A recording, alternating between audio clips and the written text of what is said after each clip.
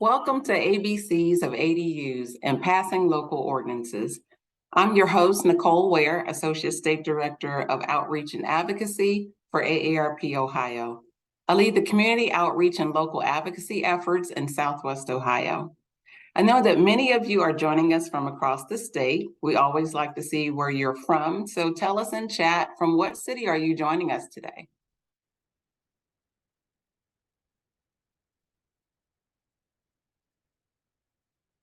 Sandusky, Cincinnati, Dublin, Columbus, Willoughby, Warren, Bowling Green. That's great. All over the state of Ohio. That's great. So happy to have you all with us here today. We appreciate you joining us this afternoon. Before we begin, I'd like to walk you through how to engage with us during our time together. Move your mouse or cursor across the bottom of your screen. You will see the Q&A icon. Later in the program, there will be an opportunity to ask questions. Type your questions here in the Q&A icon. This helps us to quickly access your questions without wading through the chat. To make a comment, feel free to put that in chat. Also, after this event, AARP will email you a link to the helpful AARP resources that will be shared today. We're also recording this presentation. In the coming weeks, you'll be able to view it on AARP Ohio's YouTube page. AARP is the nation's largest nonprofit, nonpartisan organization dedicated to empowering people 50 and older to choose how they live as they age. I am here on behalf of some 1.5 million members right here in Ohio. Now that's a lot of people with a lot of opinions. And one opinion that is consistent among older adults is their desire to live at home independently for as long as possible. What we know is when we've surveyed them, nearly 80% of adults age 50 and older said they'd like to stay at home in their communities, near their family, friends, and networks. So it's important for communities to think about the needs of older adults, especially regarding the kind of housing they need and want and the amenities they desire. Accessory dwelling units tend to be smaller and more affordable when compared to single-family homes and nursing home stays, making ADUs a good alternative housing option for older adults. And since people are living longer, experiencing more, and retiring differently, it's a new reality of aging. It requires an innovative approach to help shape our future, one like making accessory dwelling units an available option in your community and empowering older adults to choose how they live as they age. You can learn all about accessory dwelling units at aarp.org/ADU. There you can download 4 informative resources such as the ABCs of ADUs, a guide to accessory dwelling units and how they expand housing options for people of all ages. It's an introductory and best practices guide for how communities can include ADUs in their mix of housing options. For elected officials and city planners, you'll want to download the Accessory Dwelling Units Model State Act and Local Ordinance Guide, which is a publication that can be used when drafting legislation to permit ADUs. Expanding ADU development and occupancy, solutions for removing local barriers to ADU construction. It's a guide that can help community leaders, planners, and housing practitioners and advocates overcome barriers to increasing the supply and legal occupancy of ADUs. Accessory Dwelling Units, a step-by-step guide to design and development, is a design catalog with information about financing and budgeting for an ADU project. Again, at aarp.org/ADU, you'll also find these resources, videos, articles, and other additional resources. Now, I'd like to introduce our first speaker, Eli Spivak. Eli has been developing affordable housing communities in Oregon for over 20 years, starting as a volunteer construction supervisor with Habitat for Humanity. In 2006, he launched Orange Splot, LLC, to build new models of community-oriented, affordable green housing development. Eli was awarded a Loeb Fellowship in Advanced Environmental Studies at the Harvard Graduate School of Design. Co-founded accessorydwellings.org, is past chair of Portland's Planning and Sustainability Commission, where he still serves, wrote the ABCs of ADUs with AARP, and has provided technical assistance through AARP's Livable Communities program since 2019. Welcome, Eli. We're glad you could join us today. Take it away. Thank you so much, Nicole, and the whole Ohio team for inviting me in here. I'm going to share a screen here. We are about to go on a whirlwind tour with lots of images, so hold tight as we introduce petite, discrete, and affordable households for today's affordable homes for today's smaller households. So I'd like to go back in history a little bit here.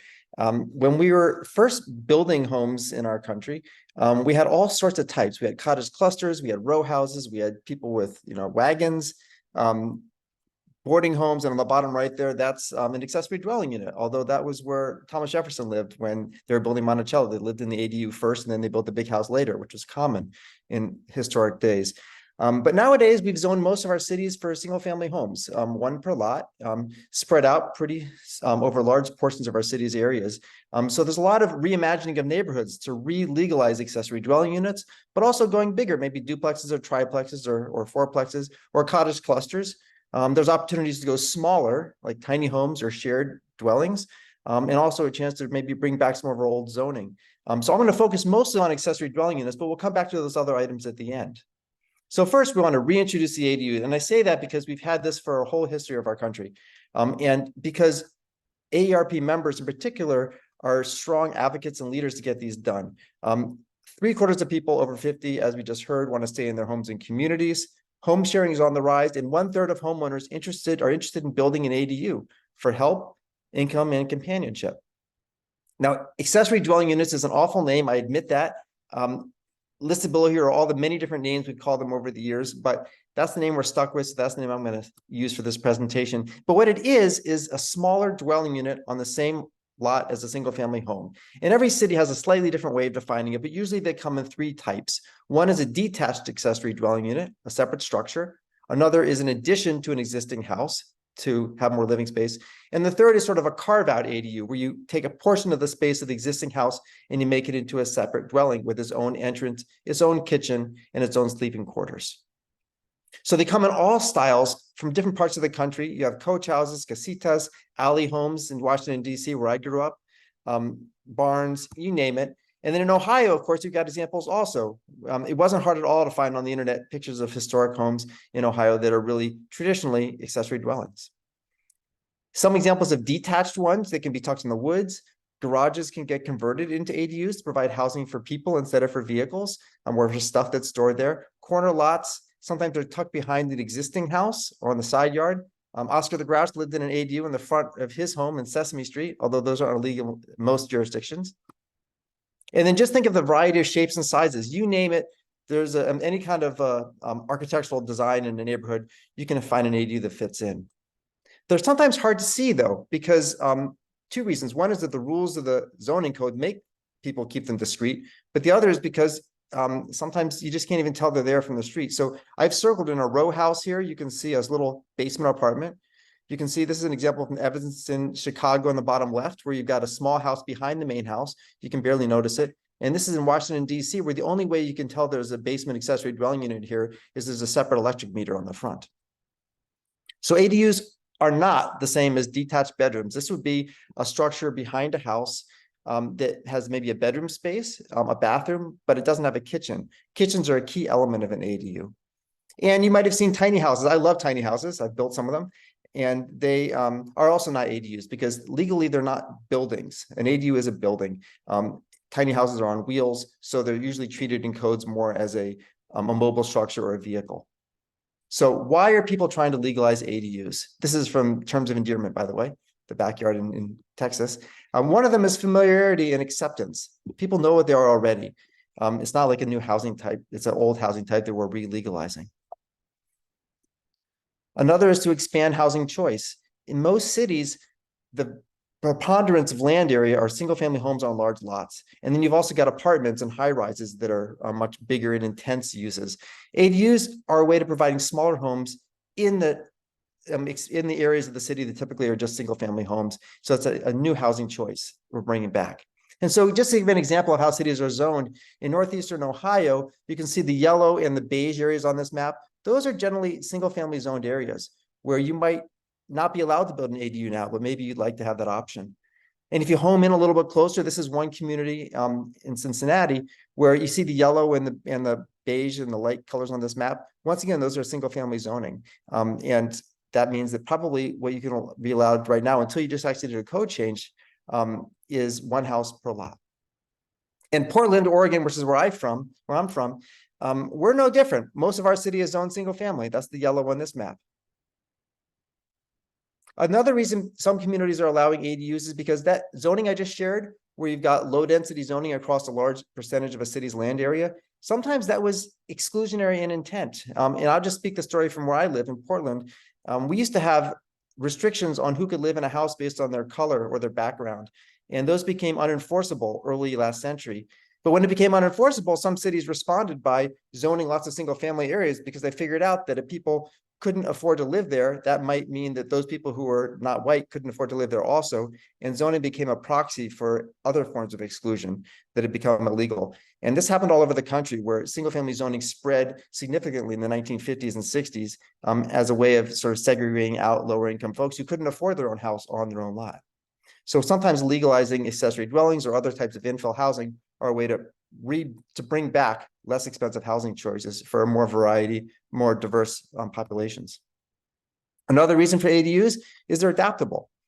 I'm a builder. I build ADUs, and I've also lived in small structures. And I know that lots of people, if you ask someone why they build an ADU, they almost never have one reason. The reason might be they want to start off to move into it, and then while they rent out the main house. But maybe over time they want to have other options for it. Maybe rent it out short term, host a relative, many choices. So here's one example. My neighbors, Bruce and Carolyn, they live down the street from me, and they were getting older. They built an ADU so that they could downsize into it once they were no longer mobile enough to live in their existing house. But they weren't ready to move yet. So first they rented off to a neighbor who was doing a major home renovation, who lived there for 2 years with their little kids. Then they did it as a short-term rental. Then they got tired of short-term rentals, so they made it available for a long-term rental. And now currently they're renting it to a neighbor whose house burned down, and they need somewhere to live for a year while they rebuild. Eventually, they'll probably move into it, but there's this bridge time when they can serve other purposes. One of the big draws for ADUs is the multi-generational housing. I can't think of how many people I know who come to my city and they have kids, start a family, and then they want to bring their parents there. And the parents want to live nearby, but not share a kitchen. This provides an opportunity for multi-generational housing. And here's one example, my friend Skylar. He and his wife had 2 kids. They had a 3rd kid. They built a small accessory dwelling in the backyard, and his mother-in-law moved into it, literally, and was able to help take care of the kids, but also have some private space. ADUs fit in well to existing neighborhoods. They're discrete. Codes usually require they be behind the existing house or sort of attached to it. They're dispersed. It's not like 40 homes in one lot, like an apartment building. They're spread out over many neighborhoods, and that makes them politically palatable. So when communities are trying to figure out a way to add more housing, ADUs rise to the top of something that's going to be least offensive as an option for communities that don't want to change things very much. So demographics are also driving this trend. This is a slide from Portland, Oregon. I'm sorry, from Oregon, the state of Oregon, but it's true all over the place, where if you look at the greens part of this pie chart and you see 3+ person households are 53% of the households in the state. In 1960, but 1970, 1980, 1990, 2000, by 2010, 2/3 of households are 1 or 2 people. And yet average housing size is 2,500 square feet. We've had this mismatch of home size and size of households that's grown over the years since the 1950s, when the average new home size was 983 square foot and family size was larger than it is today at 3.8. So 30% of households are single people living alone, and 85% of new homes are larger than that, 2+ bedrooms. There's some environmental benefits also of ADUs. I'm going to check my time. I think like I'm doing okay. One of them is that the energy of associated with a house scales directly with how big that home is. So if you look at the greenhouse gas impacts of building a structure, that's a small percent, maybe 15% of the structure's carbon footprint, but 80% of the carbon footprint is related to heating the house or cooling it, lighting and plug loads and water use, and all those size, they scale with how big the house is. So if the house is small, like 800 square feet, it's going to have much less of a carbon footprint than a regular size house of 2,500 square feet. And just to put it in simpler words, smaller homes are cheaper to build, to heat and to cool, and to maintain. Some people move into ADUs just because they don't want to maintain a large home or they can't afford to. ADUs are also naturally less expensive. Now, if you took like an 800 square foot home and you compare ADU and you compared it to an 800 square foot apartment, the ADU would rent for a little bit more than the apartment typically because it's got some yard, a little more independence, and they're kind of uniquely built. But a surprising number of ADUs are rented for nothing. 15 to 20% are made available for no rent at all. And that may be to a family member, a friend who's on hard times. Who knows what the uses are, but it's interesting that some percentage of them just provide free housing for somebody who otherwise would be out competing on the rental market. But also ADUs work for regulated affordable housing. And this is the background I came in. I worked at Habitat for Humanity when I got started in this world. And as one example in California, I think it's Santa Cruz, Carrie and Sterling were living in an existing house. They were having a hard time financially. And they also needed some support from their daughter, Brenda. So Habitat affiliate built an ADU where Brenda could move in. Brenda can support her parents. And then as the parents get a little bit older, they can switch places when the parents need to have a single level living option.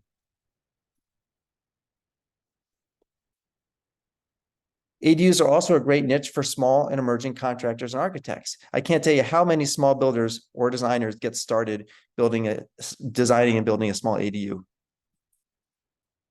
Some communities have people using an ADU, but it's really not safe. It's not legally an ADU. It's got maybe a smoke detector that's missing, or it doesn't have egress windows. If someone wants to legalize that apartment for dwelling, they have to go through the process of getting a permit, and getting a permit means they will rectify those items that they'd not been taken care of before. And the last reason I'll say is property rights. They're saying, why shouldn't I be allowed to build an ADU? This is actually a key factor in California legalizing ADUs, and more recently Montana requires every city to allow an ADU on every lot. Same thing for Utah, and it came within a few votes this past year in Texas. And that's more of an argument of local control begins in my backyard, not my local government.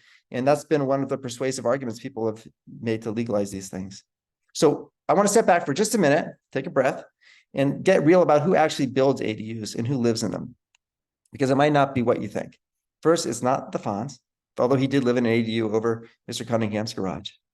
It's amateur homeowners. It's people who have probably never done anything like this before in their lives. And that's a really different from who builds every other kind of housing in our country. Single-family homes are predominantly built by developers who build at scale, many at a time. Apartment buildings, of course, are built by developers, but not ADUs. They're built by people who don't really know what they're doing.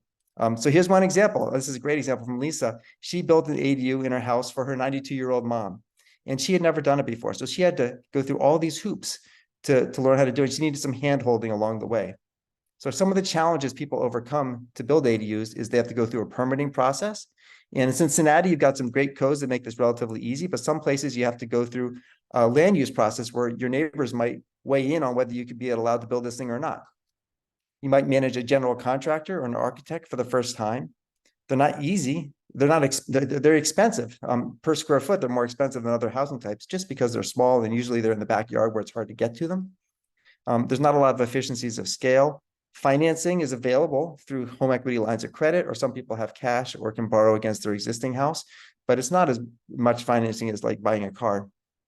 And not everyone's ready to be a landlord. So these are some of the challenges to creating ADUs. But despite that, hundreds and thousands of them do get built. And that's because communities that are smart provide local assistance, helping hands. So trainings, educational sessions, tours, posting rules online on your website, showing what the zoning codes are for ADUs in lay terms, what building codes, what fees apply, what utilities have to be connected. This is a packet that put together in Kentucky, a homeowner's guide to accessory dwelling units that AARP supported for that community. And Vermont has some other similar publications. These are the sort of things you don't have to provide for a professional builder, but for a homeowner who's never done it before, really helpful. And then the other is local media. realtor education, so realtor estate agents know what's allowed in your community, what the rules are, and sharing stories through newspaper articles or TV stories. Stories is what inspires people to think, what could I do with my house? So in just the past few years, there's been a huge upswing of accessory dwelling units, largely thanks to advocacy by AARP and local organizations. So all of the states listed above here, ADUs are allowed statewide. Montana, Oregon, Washington, New Hampshire, California, Vermont, Utah, Washington, D.C., Rhode Island, Connecticut, Nebraska's got a strong requirement at the state level that effectively will make them legal. And then many cities allow up to 2 ADUs on a lot, one internal and one detached. So Vancouver, BC, Portland, Oregon, Seattle, Washington, actually the entire state of California is like that too. So it's not an odd idea to legalize these things. But communities are always worried about it, and that's fair. It's fair to look ahead and see what might happen with codes. It's always a concern. What if we legalize ADUs? Are they going to go crazy? And the answer is no, because of those things I mentioned before. They're just not that easy to build. So even though there might be a fear that everyone's going to get one on their lot, in practice, even in cities like Portland, where I live, known for ADUs, we have about 3% of lots have ADUs. It's a small percentage. But if you are going to legalize it, I highly recommend you use these resources. This is the ABCs of ADUs code guide I helped write, where we have just on a single page some guidance on how to write your ADU code. And Cincinnati's already done it. And maybe other cities in Ohio had done as well. I did a session with livable communities 3 years ago in Ohio, and we couldn't find almost any legal in the Columbus area places where ADUs were allowed. Hopefully that's been changing. But code provisions that allow ADUs by right, rather than go through a conditional use process, are great. Locating them, allowing them in any residential zone, allowing internal additions or detached forms of them. Some communities only allow one or the other, but every lot's different. It's nice to have some options. Allowing 2 ideally, but many places start with 1. The size of the ADU, you need about 800 square feet to get the economics to work very well for them and to allow for up to 2 bedrooms. But usually they're smaller than the main house. Height, 2 stories is great, and it can be a kind of a tight 2 stories too. That's fine to make it fit in better, but 2 stories provides a lot of flexibility, especially for lots where there's not a lot of land area. In terms of the minimum lot size, building coverage, or setbacks, I always like codes that just say whatever you can build with a house, a garage, build the same thing. You don't get any bigger treatment to build more area just because you're doing an ADU, but it doesn't make sense to have be really flexible for garages, for example, but rein in what an ADU can be. Occupancy and use. Some communities have owner occupancy requirements. Those really discriminate against renters. If your community has owner occupancy requirements on a primary house, then sure, allow it for ADU. But in most cases, just providing some flexibility. And Cincinnati's got a neat way of doing this where they do allow ADUs to be rented, but you have to enroll it in your rental program. And parking. A lot of times off-street parking spaces are hard to create, especially if you have to create an additional one for the ADU. So it's great not to require additional parking. So ADUs are part of a wider spectrum of housing choices. And this is an idea here called the missing middle housing, where you started from single family homes at the left side, and then you've got more mid-rise on the right. And currently most of housing is getting built at one end of the spectrum or the other.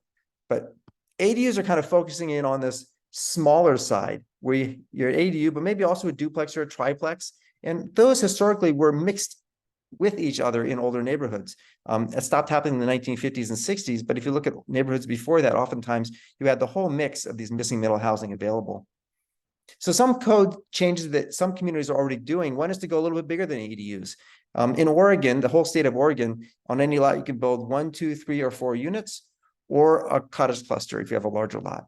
And the sizes are still constrained. You can't build them really bigger than a single family home, but you've got more variety to pick from. The other idea is to go smaller, allow group or shared housing, drop household caps if you have them in your code, allow a second kitchen in a house. Sometimes people want to live together in a sort of a shared house, but they don't want to share a kitchen. Make it easier to build shelters for people who are living on the street. So remove code barriers to that. And then tiny houses on wheels. In the city of Portland, we allow 1 tiny house per lot right now. And we don't have that many, but those are way less expensive than accessory dwelling units. And if someone really wants to move, they can take the house with them. The other thing communities are sometimes doing is just rezoning for more land as multifamily zoning. So this is a map left and right, where the left side is Portland's original zoning code, where blue is multifamily and yellow is single family. And then to the right, that's our current layout. It's mostly single family. As I mentioned before, single family zoning has sort of swept over many cities. And there's a good argument for maybe reversing that and allowing more density, especially in close and walkable urban neighborhoods. So that's the end of my presentation. I will be sticking around later for question and answers. If you guys have particular issues with political strategy, let me know, but I will leave it at that. Thanks so much.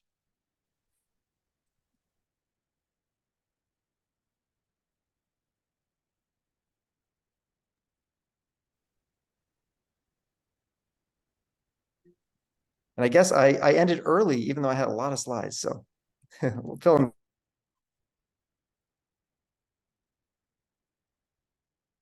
Thank you, Eli. Now we'll hear from two communities who permitted the construction of accessory dwelling units to varying degrees. First up is Catherine Keogh-Jers, Director of the Department of City Planning and Engagement for the City of Cincinnati, followed by Ellen Sizer, Associate Planner with the City of Dayton. They will share how their city arrived at needing ADU ordinance, as well as highlights of their ADU ordinance or conditional use. Catherine? Thank you, Nicole. Good afternoon, everyone, and thanks for joining us today. My name is Catherine Keogh-Jers. I'm with the Department of City Planning and Engagement at the City of Cincinnati, and I'm going to talk a little bit about our policy that recently went into effect. We're really excited about it. It was adopted on June 26th of this year, and it went into effect just earlier this month on October 2nd of this year. And the reason for that is just to give us a little bit more time to put it in place administratively. So when the City of Cincinnati was considering an ADU policy, we really took a lot of things into account as our goals. So you heard a lot about multi-generational living and aging in place, which was also incredibly important to us. But we also wanted to provide that flexibility for families, and also the ability for families to build wealth over time. Of course, we also are looking at our own housing supply and affordability. And we also looked at ADUs as a way to add gentle density to our neighborhoods, and also increase our socioeconomical, racial, and age diversity by providing affordable options in neighborhoods that might not be so affordable right now.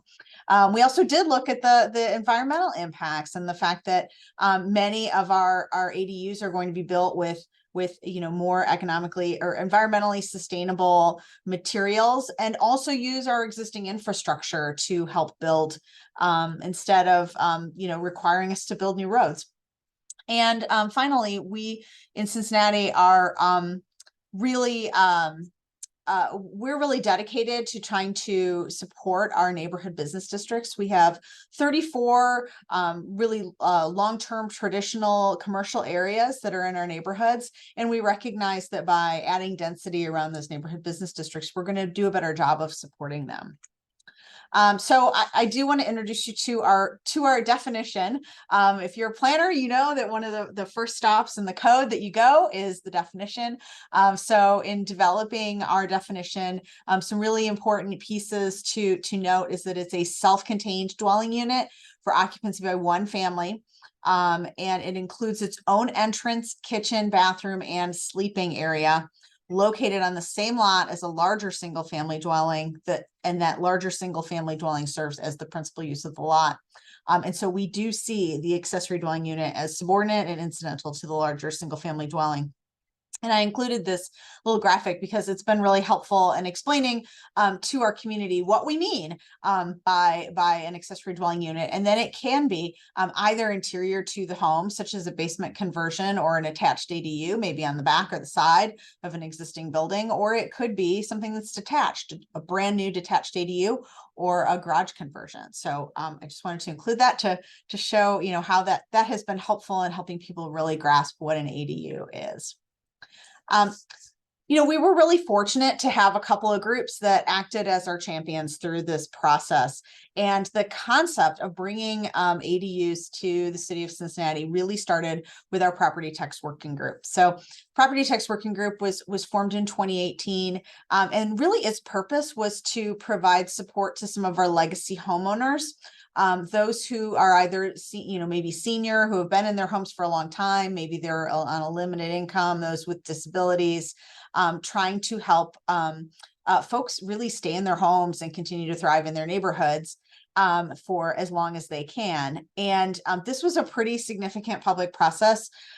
This group met for over a year. There were 25 official working group members, but there were probably about 1,000 members of the public who were involved in this process at one form or another as we worked our way through. And all of our meetings were open to the public, but then we also had a couple of extra meetings just where we were specifically dedicated to taking public comment on the recommendations of this report. And one of the strongest recommendations of this report was to allow ADUs. We also were very fortunate to be supported by the Age-Friendly Cincinnati Advisory Council, which was also formed in 2018. And that really was to help the city of Cincinnati become a place that's for people of all ages. Again, allow our residents to age in place in our city comfortably. This particular group established a housing committee, and that housing committee really was focused on universal design and accessibility. And ADUs were a really significant piece of that puzzle for them. So this group also was a huge champion for us for accessory dwelling units. We continued the public engagement. Once we knew that accessory dwelling units was a path we wanted to head down, we started to engage the larger community through things like a housing summit that one of our council members held in 2022. Also meetings with community councils. There are 52 specific neighborhoods in the city of Cincinnati, and each one of those has its own community council. So we met with those groups either as a group, or there were some individual meetings with council members as well. And then we always hold a public staff conference whenever we are considering new legislation. And so when we started having the public engagement, just even asking the question, do you think that we should allow ADUs as a city? And as you can see on the screen, really most people felt that ADUs were appropriate. Many, however, had some reservations. And when we talked to them about what some of those reservations were, we really, we heard size was an issue. People wanted to make sure that it was not larger than the primary structure. People did have concerns. Some people had concerns about parking, but actually, as you see on the screen in the second pie chart, that really a lot of people, 32% of the people said, we really shouldn't require additional parking for ADUs. Two of the things that really people were kind of split about was short-term rentals, whether we should allow short-term rentals. 55% of those that we spoke with did say that they thought, yeah, we should allow short-term rentals. Again, if one of our goals is wealth generation, that short-term rentals could be a piece of that. And where they were really split was the owner occupied. Some people really felt that accessory dwelling units should be owner occupied, and others said no. And again, that wealth generation concept was a big piece behind that. So where we landed on that is when it came to parking, we said our policy says we are not requiring any additional off-street parking for accessory dwelling units. When it comes to short-term rentals, we are also not restricting short-term rentals. We do already have a short-term rental registration program in the city of Cincinnati, and we felt like any issues that would arise as a result of short-term rentals could be covered under that registration program. And then finally, when it came to occupancy, we got a little bit creative. People were really split on this, and we heard them, we understood what they were saying. And so where we landed on this is that we did say that owners must reside in one of the two units or designate what we call a responsible person. And so what we refer to as a responsible person is any person who's designated by the owner of the lot as having an independent duty, responsibility, including financial, and authority to operate, manage, and maintain the lot. And they do actually have to register this responsible person. And we did put a pretty strict fine on that.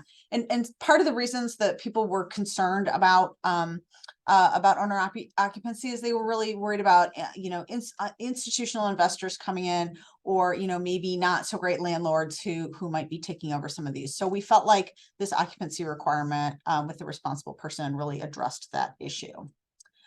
Just finally, I want to give you some information about where you can find our whole story about how we created our ADU ordinance. It's available on our website, which is a long one, as you see there. But if you just Google City of Cincinnati ADUs, you probably take you to this one. Also, contact us.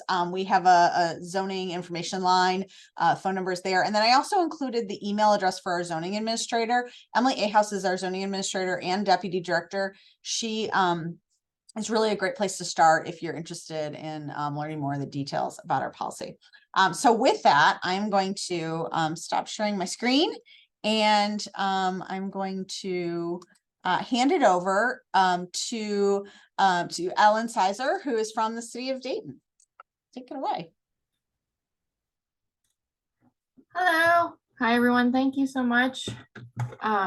I'm excited to be here and talk about Dayton and what we're doing with ADUs. So,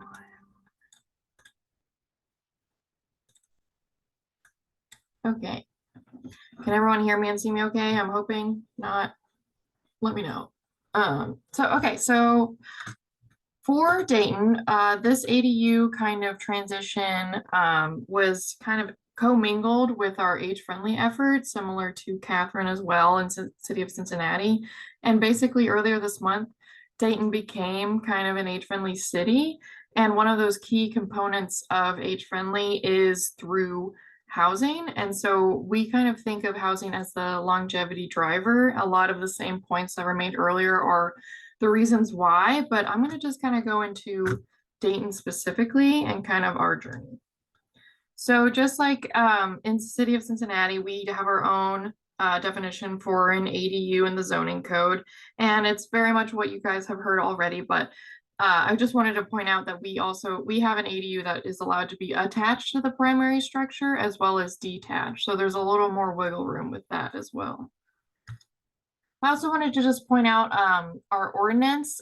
We have this thing in Dayton and in our planning team where every year or every other year we do a zoning code amendments. So that can be text amendments or just zoning map amendments. And so one that was done about a year and a half ago was involving ADUs. So with that process, it's public process anyway.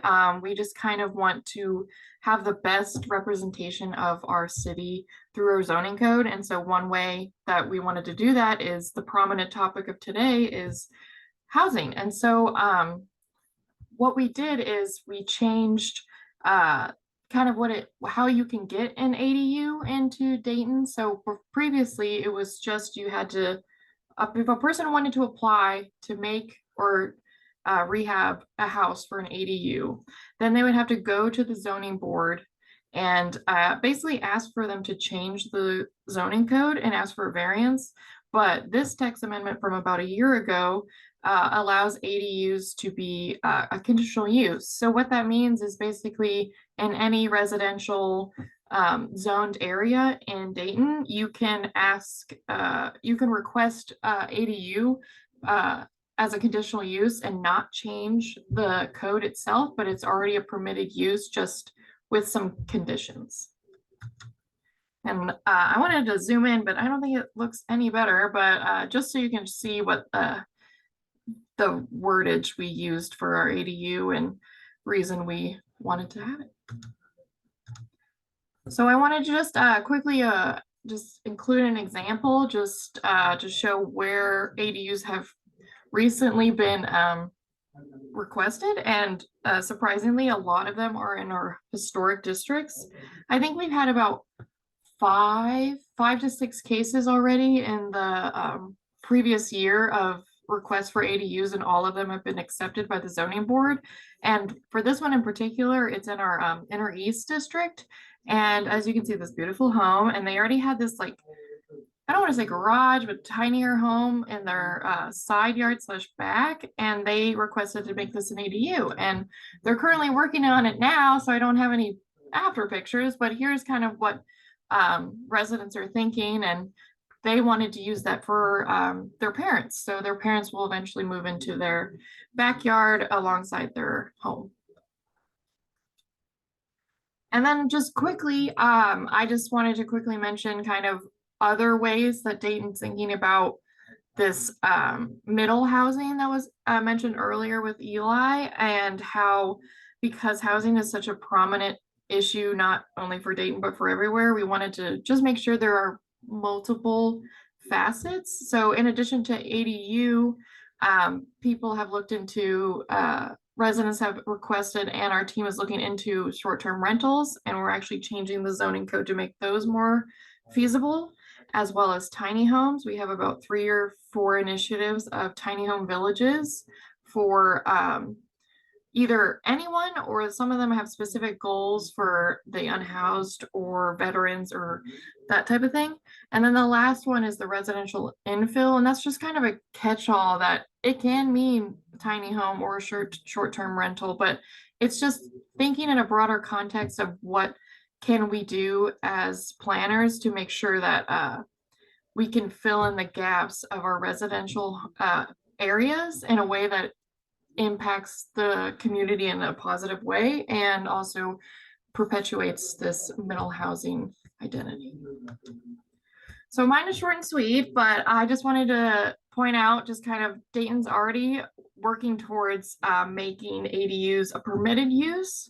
So that would mean that you wouldn't have to go to the zoning board and ask. You would just have already a set standard of conditions in certain zoning districts that anyone with a primary structure, single family, usually can build an ADU. But I'm happy to go in further if you'd want. My contact is on the screen. If there's anything else I can do, just let me know and I'll get back to you.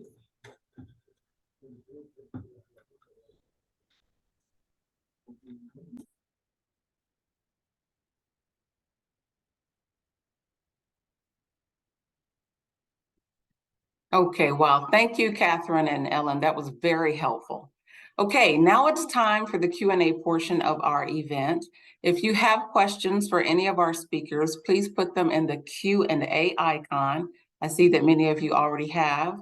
And please tell us who your question is for.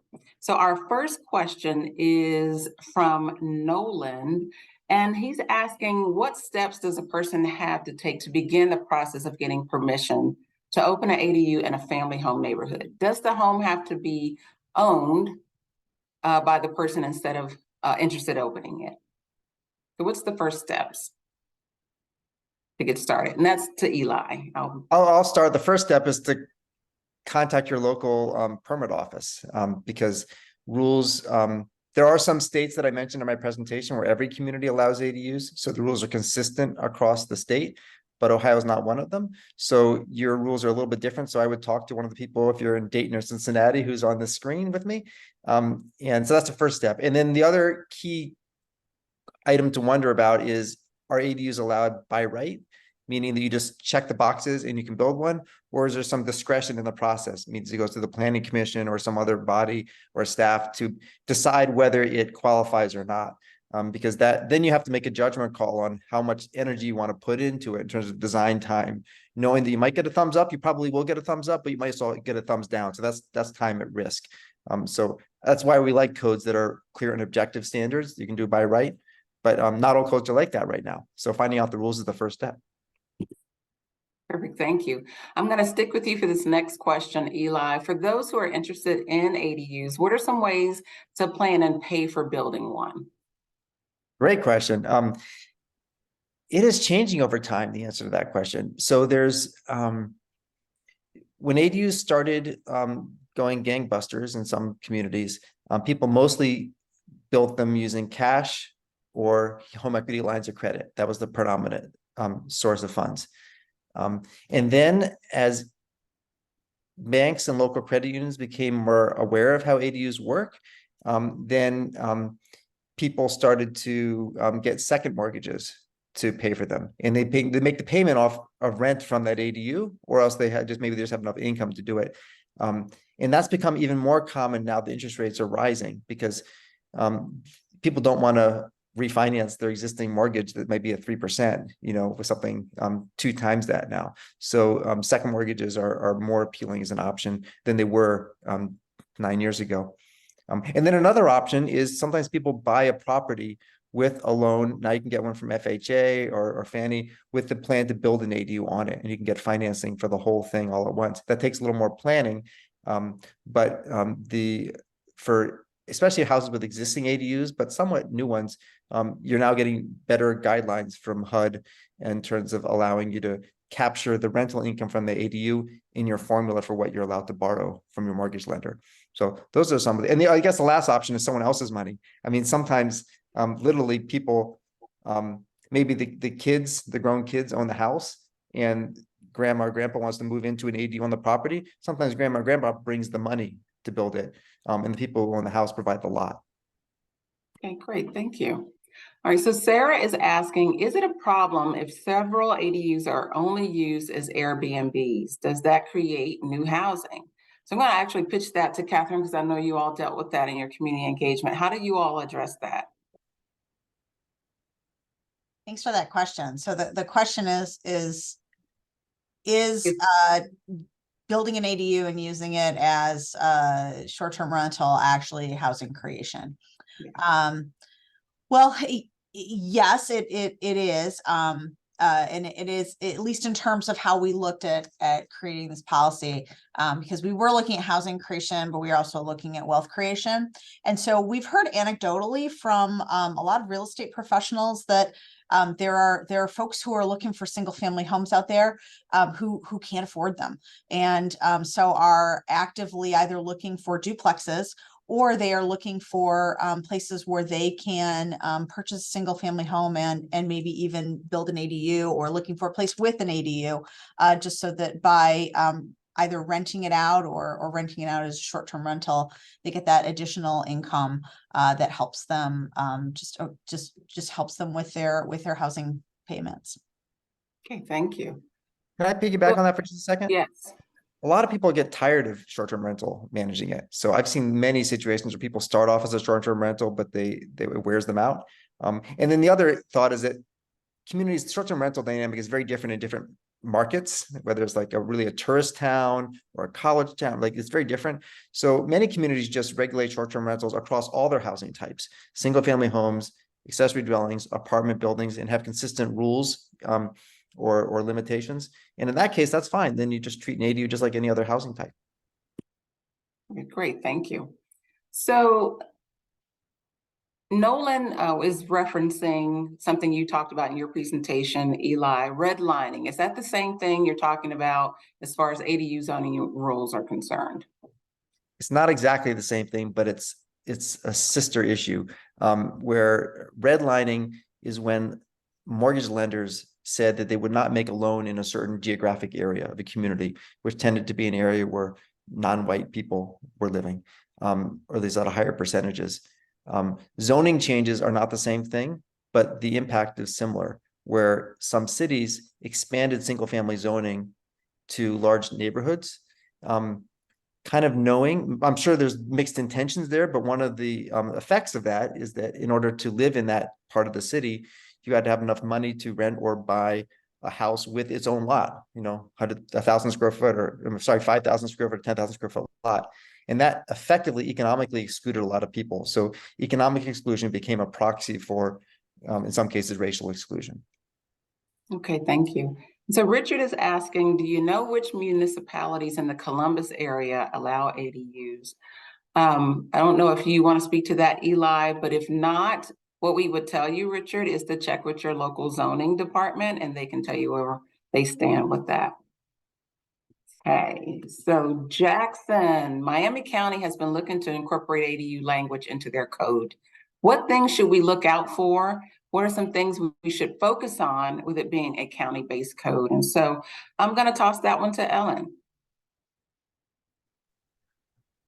Hi, Jackson. I would say that especially in kind of a more rural based and county-wide, it's a little different than just citywide, but I have worked with like rural ADUs before, and it's the similar metrics that you would think for any ADU. It's just it might incorporate like lot area might be a little different, but in terms to like what you should focus on, I would think about, the need and kind of the area you're thinking about including these, and just kind of like build your base and go from there, because I know county can be a little bit overwhelming, but I think ADUs can fit into almost any type of housing lot. It just might have to do with would just have to like to do with what these counties are looking for. So I would start with like a more community based, kind of like what Cincinnati did, is gather a lot of opinions and then create it from there. So I know that's not a specific answer, but that's what I would do. Well, let me follow up with that and go to you, Catherine, since you did do some extensive community engagement. Now that you've gone through that process, what are some of the barriers you face, and what advice would you give to a community who's intending to build ADUs or legalize them? Sure. Well, I know I said this when I spoke, and I will say it again, that it's really great to have a champion or a series of champions for this. So that, oftentimes I know that, we as the planners, sometimes it's seen as just, an idea that comes out of our head and we're pursuing it. And while we may think that it's a good idea, it's always great to have someone who is able to champion it from the public, whether it's a board or an elected official, or just someone in the community who's really passionate about it and maybe wants to build one themselves. So that's a big piece of it. The other part, we did start from a place of education, where we made sure that we were able to explain what an ADU was and what it wasn't. And also, borrow the expertise of AARP. They were really helpful to us through this process and helping to not only provide us with the resources that we use, such as the model ordinance and all of the written materials, but they were physically present at a lot of our meetings as well, to be able to give insight from across the country. One of the things that I think was really helpful in many ways was that once people understood that these are, as we said, a little difficult to build. I mean, they're not really easy. And by passing this ordinance, we don't expect to see, like 10 on every block in the next year. We feel like it's going to be a very gradual, a very gradual improvement, but it nonetheless is opening up the door to a lot of opportunity to people who didn't have it before. So even slow progress is good progress. Great, thank you. Okay, so Greg, he's saying big cities like Dayton and Cincinnati have trained professionals on their planning commissions. They have untrained volunteers. They have no training bringing them with them the not in my backyard attitude, especially since he's been there. What's the best practice to deal with that? I could toss that to any of you because I'm sure you've dealt with that. I'm going to start with Eli and then see what it looks like in community. So is the question, how do you deal with NIMBYism? Okay, yeah, when it's brought up, I mean, the best strategy is to have some people who share stories. I think that was the NIMBYism is a really strong force in our country. It's less strong in the ADU world, and because it's the most palatable of other options. And I can't tell you how many times, as Catherine was saying, like every time Portland allowed ADUs or waived fees for them, there was someone on city council share a story. Like one guy on city council, as he was voting, he says, "I'm actually living in the ADU above my chief of staff's office because it just got separated." I mean, it's like people all have their stories, and it makes people into champions. So one of the most powerful things for ADU movement nationally, though, is having AARP there, having the back for electeds who make what sometimes a gutsy decision to legalize them. Silver hair is powerful. And it is in these, it is with NIMBYs, and it is with these hearings when there's pro-housing people who want to legalize it. In terms of the staff side of it, though, I mean, I think that staff ability to handle contentious situations with neighborhoods it doesn't take ADU expertise. It takes people skills, and it takes the fact that ultimately ADU codes are really, they're short, they're less than a page. You've got all this technical support to have the staff there, and yeah, maybe that's all I can share from afar. Okay, great, thank you. I'll also share a quick story. So I often hear, obviously I represent AARP, the older adult community, but I know of individuals who have adult children with disabilities, and they are now considering accessory dwelling units as a housing option. It allows their adult child to have some level of independence while there's still the caregiving support there as a parent as well. So that's another use and benefit for ADUs. So next question is from Sarah, and it's for Catherine. For Cincinnati, would plumbing codes allow a detached garage sewage line to tap directly into the street, or will it have to run through the house, connecting to the home's existing lines? I am sorry, but I don't know the answer to that question. Our Department of Buildings and Inspections would be able to answer that, because they handle all of the plumbing permits. Perfect. And again, this recording will be on our YouTube page. You can find the City of Cincinnati's zoning code number there. So I don't want to speak for Cincinnati, but most cities give you the choice to do either one. But it's usually less expensive to piggyback on the existing house's plumbing if that's an option based on the layout of the site. And Nicole, if you don't mind me just jumping in, 513-352 2430 is our zoning info line. So for any of you who are in the Cincinnati area or who are in Cincinnati who have questions about, does my,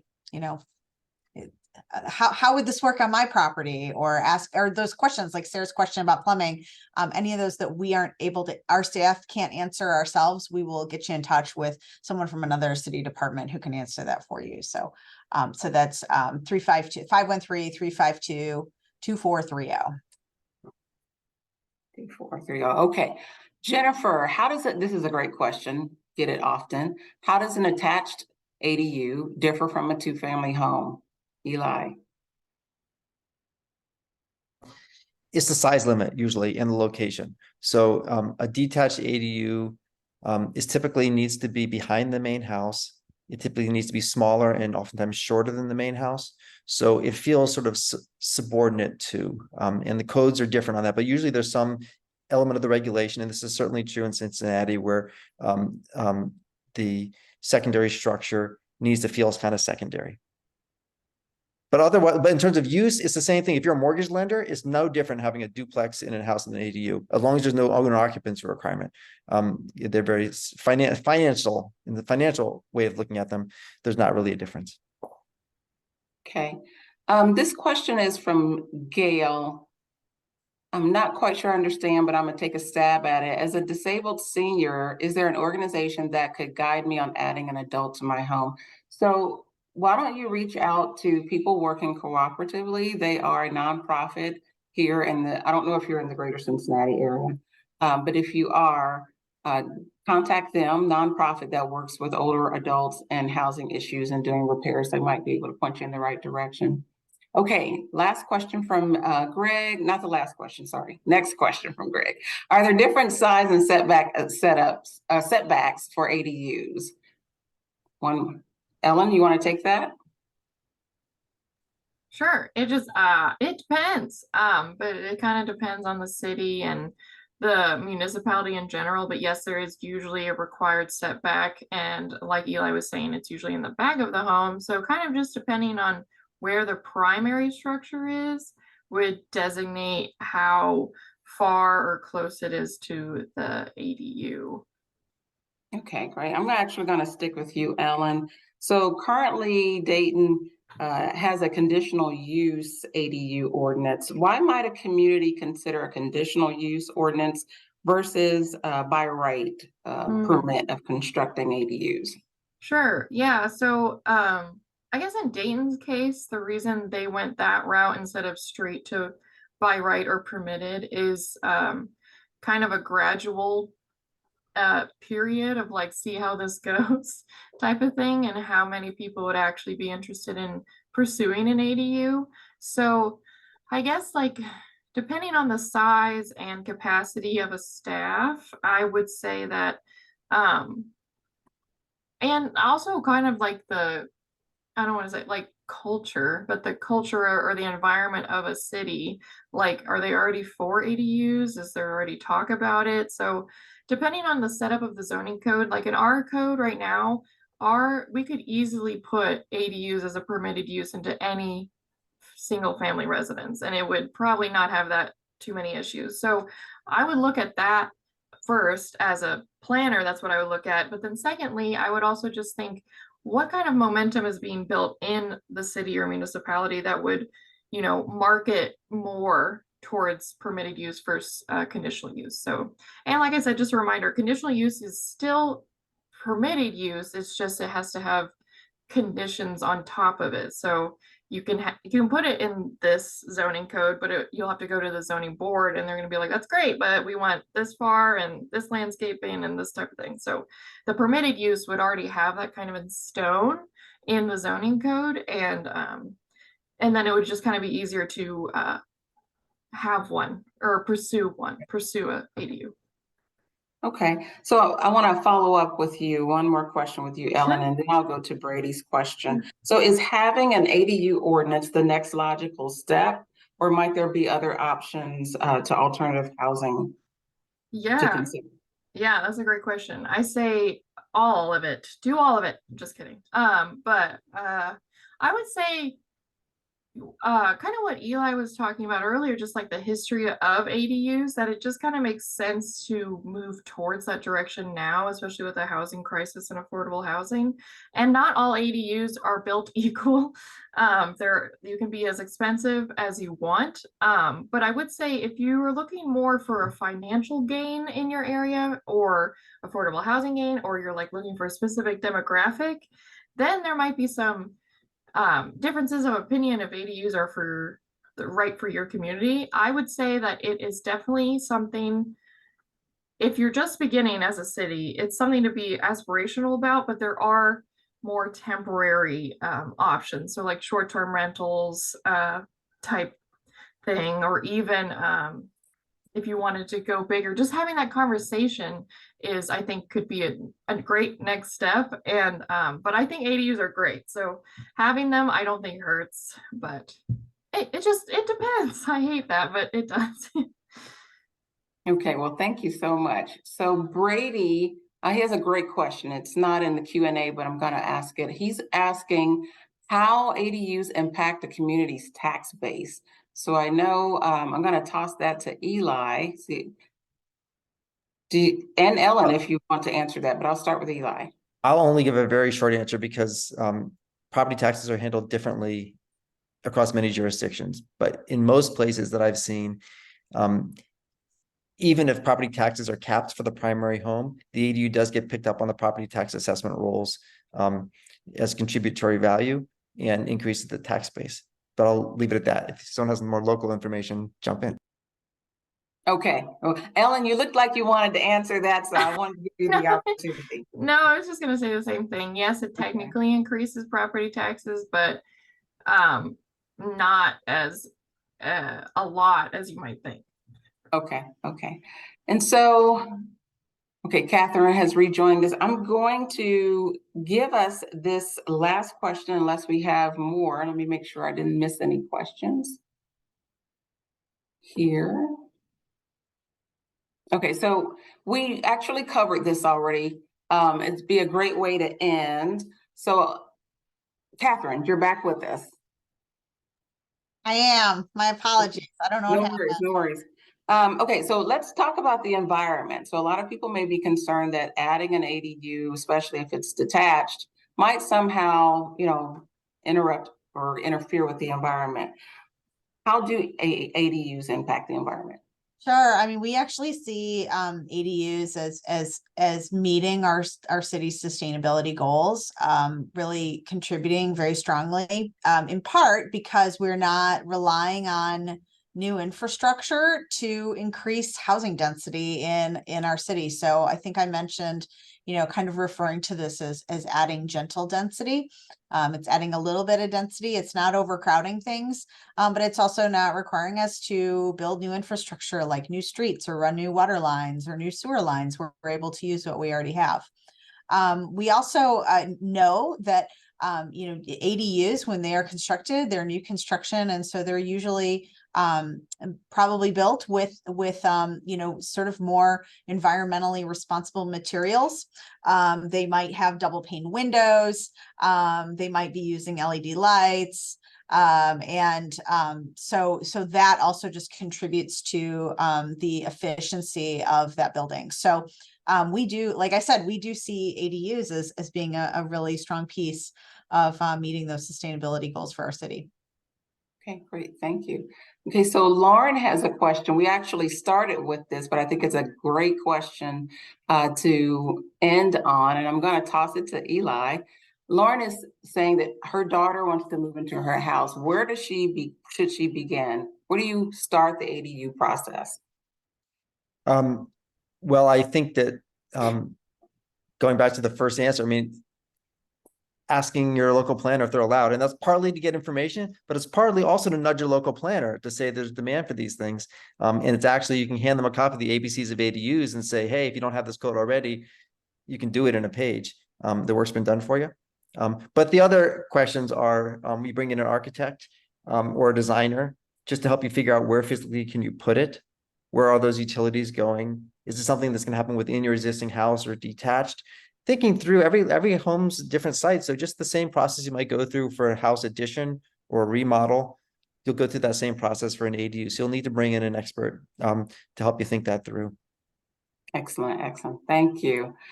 Well, Eli, Catherine, Ellen, thank you so much. Between the three of you, you've shared a wealth of information that I'm sure will be helpful to communities across Ohio.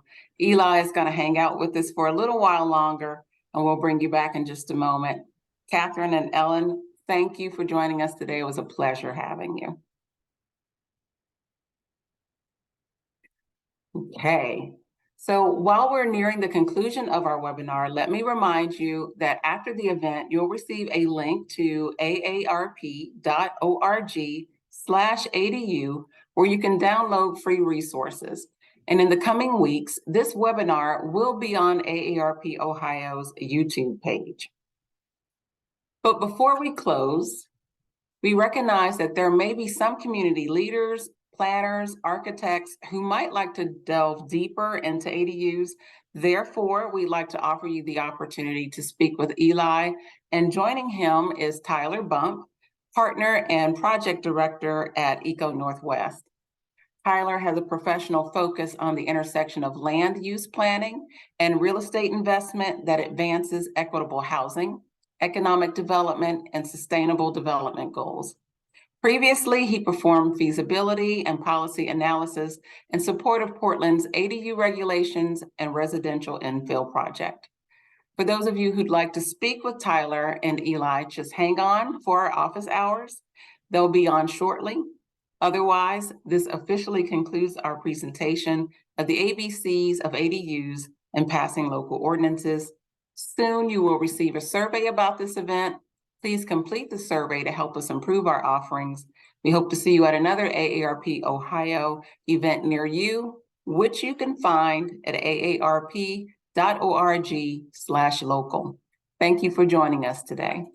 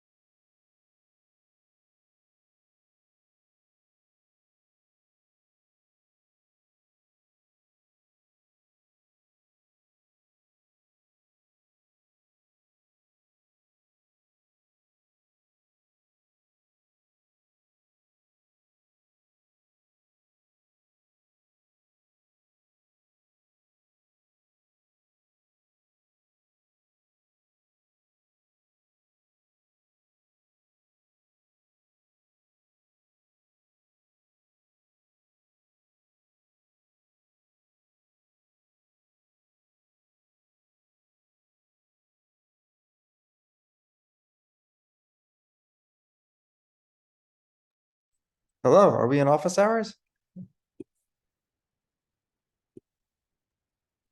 Yes, we are. We are just gonna give a second for Tyler to join us. There we go.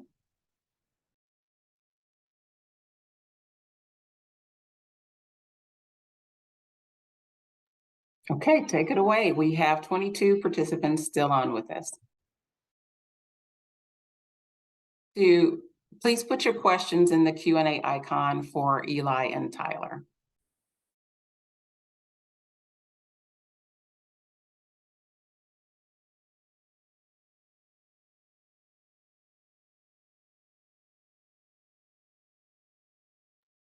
I'm sorry, I mean, a tech question. Are participants able to speak live or they need to type? They are not able to speak live because we're in Zoom webinar. They do need to put their questions in the Q&A icon. And you two should be able to see them, but I'm happy to toss them to you if you need them. Okay, great.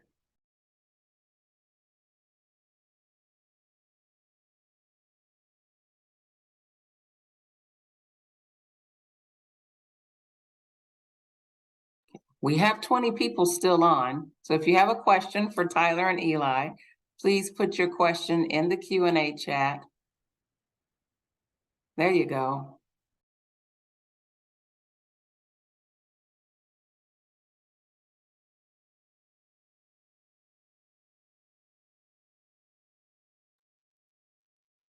Tyler, you want to take that one? I could start with it. So the question from Greg is, one of the positives you listed for ADUs was increased density. My town doesn't want more density. That can't be uncommon, is it? I'm going to hit answer live. Nicole, if that sounds okay. Oh, there we go.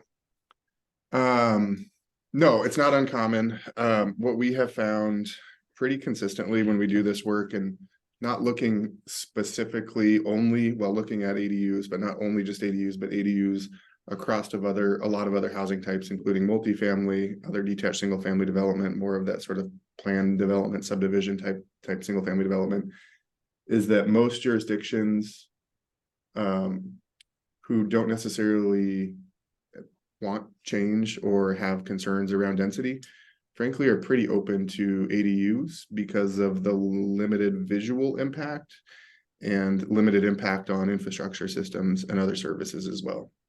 So when we put multifamily apartments and single detached housing up against ADUs, ADUs is often the sort of winning preferred housing type in a lot of jurisdictions that do have concerns about density and what that means in their communities. And I'll tag on that one thing when Portland did this is we used the same shortly after we supported ADUs in some other ways. We made the rules for ADUs match the rules for other detached accessory structures like garages, for example, so that it became true that if someone had a house on a lot, what they could build in terms of the physical size, location, height, it was exactly the same rules, whether it's a detached garage or an ADU. So people are concerned about the change of appearance in the neighborhood. The response could be like, they could have built it anyway, exactly the same thing. Eli, the other thing that I would add is that sometimes on projects across many different cities across the country where we've worked on ADU policies, where there has been reservations at the sort of policy or zoning code development phase, a lot of people are more open to it when they start to see the results of what ADUs look like, and that homeowners do have control over adding that additional density within their communities. One of the things that I think has been really, really effective in the sort of education and capacity building side is doing tours of what these things look like. A lot of them exist in communities. A lot of them are sort of historic, as Eli pointed to in some of his examples from his presentation. But just showing folks what an ADU is and seeing the impact of that in front of people's face is a good sort of education capacity building approach as well. I use that as a segue to Mary's question, where over 12 years ago, I led bike tours of ADUs. Some were legal, some were not. but just getting people inside them makes all the difference. It gets people's wheels spinning, because people don't, the thing we didn't mention earlier, we should have said it, is that the thing about ADUs is that you can't tell they're there from the street. So there may already be ADUs in your neighborhood. You just don't know that they're there. And getting people inside them starts getting their wheels spinning about what could they do with their house. They got ideas. And Mary, I love your enthusiasm. I'll answer this live too. I think that what I would do is talk to your planner in Akron. I don't know the rules right now, but let them know that you think that if they're not already allowed, that they should be allowed in your community, and share the resources to make it easy for them. Because a lot of times in some, especially in smaller towns, there's a limit of staff resources. So the idea of doing a new zoning code project is like, I don't have the time to do it. But there's so much work been done to make ADUs really easy for staff. And then lastly, I'd say to ask your staff if there's any process coming up that will be a natural insertion point for an ADU code. Because the way I certainly on the planning commission, the way I think of things is certain trains go through the station. Maybe it's a comp plan update, maybe it's a little code tweaking process, like maybe it's a residential zoning overlay process. If you find a process that's heading through already, you don't have to create a new process just for this, then sometimes you can sort of insert ADUs into that process and get it in front of your planning commission and to city council. What's the next? Eli, one other sort of thing that I would mention too, a lot of the work that I do, sort of volunteer pro bono work that I do, is supporting architecture and planning students through their education. I think that's a way that I've seen a lot of architects and designers who are starting sort of to transition out of their career to enter more of that policy making spaces through engaging with students, and having a design studio and architecture studio that's focused on ADUs and using that as a way to build education and capacity in communities. Like in Akron, I think is a really interesting opportunity to engaging in with the education and have a focused studio on what those opportunities might look like in Akron is a good idea.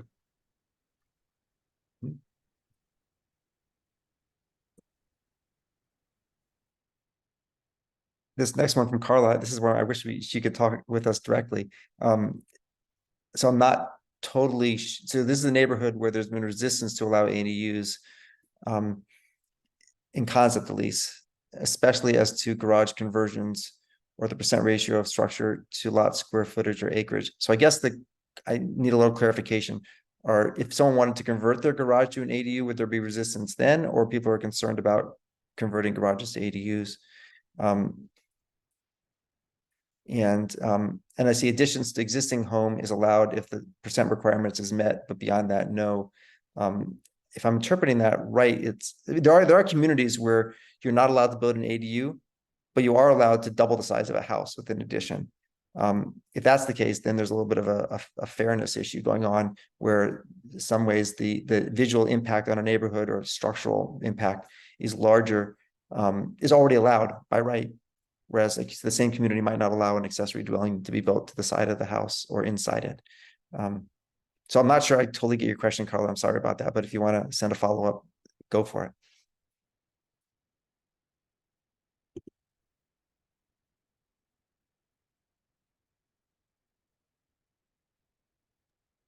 Eli, you want to take the Airbnb question, the first one?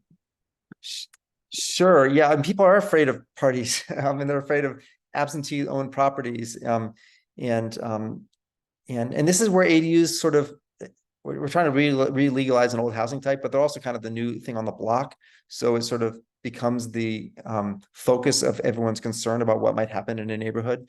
And I don't have unfortunately, the strongest argument to bring up doesn't always land well. The strongest argument is that single family homes are rented out routinely. And I don't know a single community in the country that has a rule about renting out an existing house. Big parties happen in single family homes that are annoying and obnoxious to neighborhoods. So there's this instinct to single out ADUs as like the cause, where in communities you've already got totally unregulated single family homes. You can paint them any color you want. You can do all sorts of obnoxious things with the house that people try to regulate when it comes to the accessory dwelling. I think that communities do sometimes, I've worked in some college communities where noise is a big issue. And at some point you just have to enforce the noise ordinance that the community has, enforce it to all structures or the residents. So consistent enforcement is one thing that, whether it's that or short-term rentals, is something communities do get faced with. And I try and separate the conversation, because there's one thing of allowing accessory dwelling unit, but rules on short-term rentals or noise, those really should apply to every housing type, because it can happen with any of them.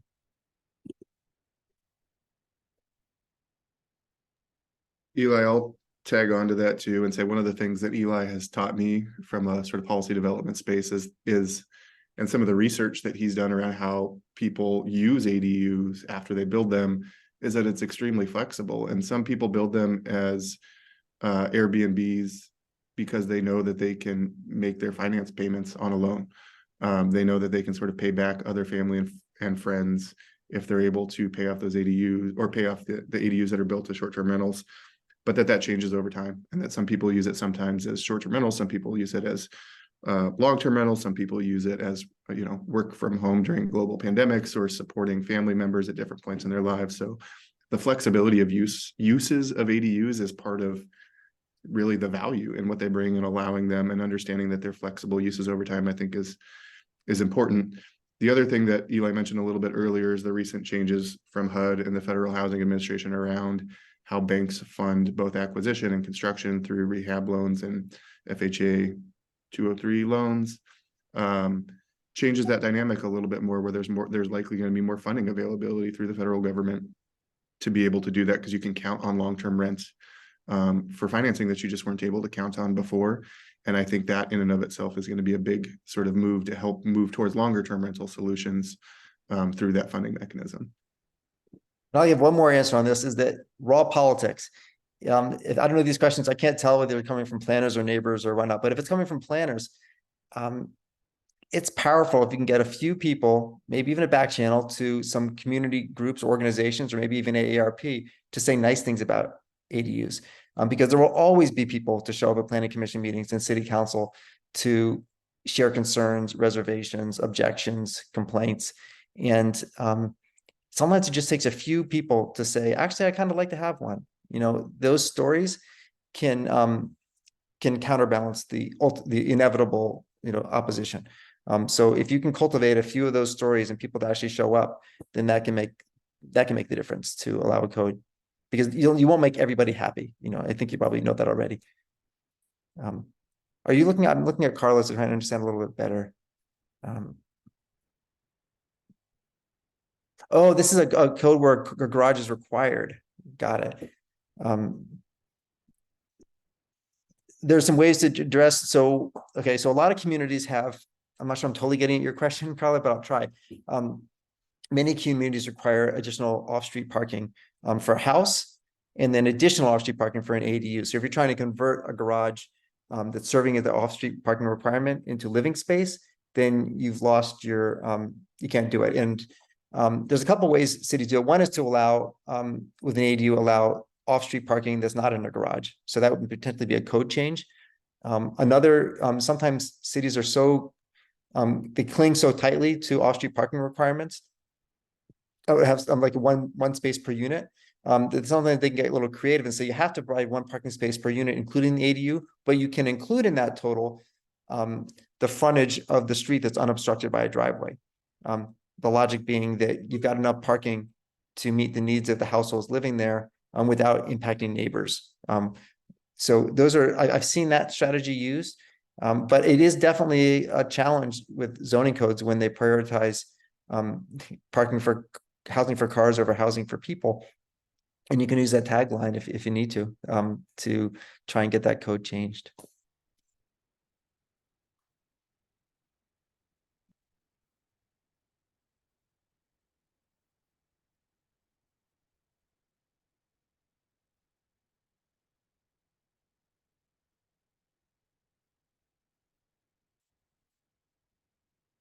Any other questions?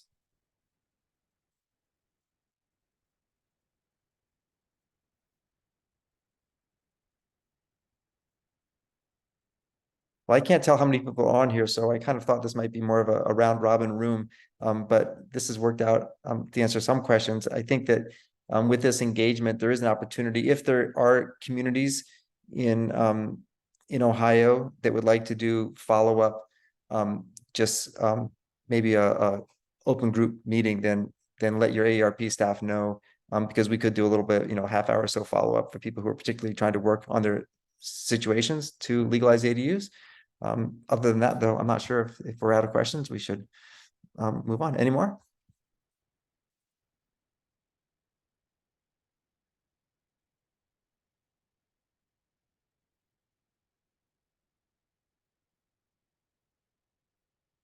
Carla, what jurisdiction are you thinking of?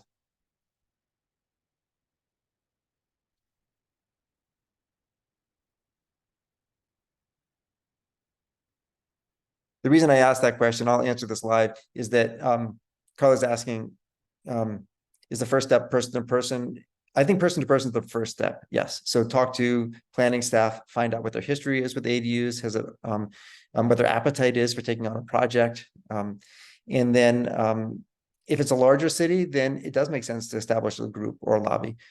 That's exactly what I did in Portland when we realized that neighborhood opposition to allowing more housing options in neighborhoods was going to be strong. We formed a pro-housing group, and that group had testified very persuasively at city council, and it included our local AARP chapter and many other community organizations, nonprofits, all of whom were identified the housing crisis and wanted to have some market-based solutions to it, because there was no way the regulated affordable housing market was going to meet the needs of residents. So that became what you might call a group or a lobby that remains effective to this day in supporting more housing choices. So I'm a big fan of that. If it's a smaller town, though, you don't need to create a group for something like that. A smaller town can actually be more nimble than big cities. I know that while Portland took 6 years to change our zoning to allow up to 4 homes per lot, one of our cities in our region called Tigard, a very small town, did it in 10 months. So there's the ability sometimes for small towns to just do things quickly, which I appreciate.